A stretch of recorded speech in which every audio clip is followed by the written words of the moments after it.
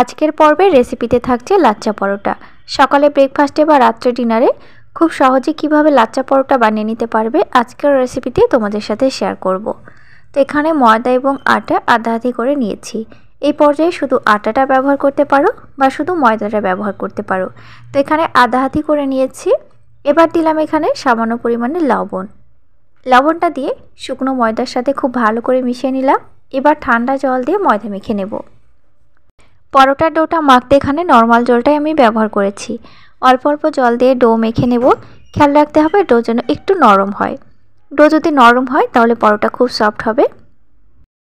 এবার এই মাখানো ময়দার ভেতরে 2 চামচ রিফাইন্ড অয়েল দিয়ে আরেকটু মসৃণ করে নেব। এই পর্যায়ে অয়েলটা ব্যবহার করলে ময়দার ডো খুব মসৃণ হবে আর খুব সফট হবে। আমার সকল বন্ধুদের কাছে রইল আমার অনেক অনেক ভালোবাসা। আর যে সকল ফ্রেন্ডস এখনও নতুন আছো তাদের কাছে রিকোয়েস্ট রইল তারা চ্যানেলটি সাবস্ক্রাইব করে দিয়ে পাশের বেল আইকনটি অবশ্যই প্রেস করে রাখবে। দেখো সফট ডো তৈরি করা হয়ে গেছে। এবার আমি ছোট ছোট করে লেচিগুলো তৈরি করে নিচ্ছি। এইভাবে লেচিগুলো তৈরি করলে পরোটাগুলো একই সাইজের হবে। এবার আমি তেলের ওপরে খুব পাতলা করে বেলে নেব। যতটা কাগজের মতো পাতলা করা যায় ততটা পাতলা করেই বেলে নিতে হবে। দেখো পরোটার রুটিটার দিকে একটু খেয়াল করলে তোমরা দেখতে পাবে এই রুটিটা আর বড় হবে না। এবার বড় করতে গেলে রুটিটা কেটে যাবে। এবার আমি এর উপরে দিয়ে দেব শুকনো ময়দার গুঁড়ি বা আটার গুঁড়ি। খুব অল্প পরিমাণে দিয়ে দেব। আর চা চামচের আধা চামচ পরিমাণে এখানে রিফাইন্ড অয়েল দিয়ে দেব। এখানে ময়দা আর তেলের ঘোলটা তৈরি করেও লাগাতে পারো, তাতে কোনো অসুবিধা নেই। তো এবার আমি শুকনো শুকনো করে বেশ ময়দাটা দিয়ে দিলাম। এবার উল্টে দিলাম। এবার একটি ছুরি দিয়ে সরু সরু করে কেটে দেব। যত বেশি করে ঘন করে কাটা যাবে লাচ্চা পরোটার লেয়ার তত বেশি হবে। দেখো আমি কোনো অংশ কিন্তু বাকি রাখিনি, প্রত্যেকটা অংশতেই কিন্তু আমি ছুরি দিয়ে ঠিক এইভাবে দাগ দিয়ে দিয়েছি। দেখতে পাচ্ছ কতটা ঘন করে আমি এখানে দাগ কেটে দিয়েছি। এবার আমি উল্টে দিলাম।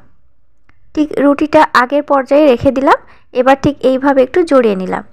দেখো কিভাবে জড়িয়ে নিচ্ছি। এবার আমি বেলন চাকির উপরে রেখে হালকা করে একটু বেলে নেব। তৈরি হয়ে গেল লাচ্চা পরোটা। এবার উল্টে পাল্টে সেঁকে নিচ্ছি।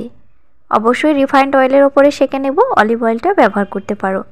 কিছুক্ষণ পরে তোমরা দেখতে পাবে দেখো কতগুলো লেয়ার তৈরি হয়ে গেছে। দেখো কত সহজে লাচ্চা পরোটা তৈরি হয়ে গেল। আমি একটু অল্প তেলের ওপরেই ফ্রাই করেছি, তোমরা একটু তেলটা বেশি দিয়েও ফ্রাই করতে পারো। এবার 2 হাত দিয়ে একটু হালকা করে একটু চেপে দিতে হবে, তাহলে দেখো কত সুন্দরভাবে লেয়ারগুলো ছেড়ে যাবে।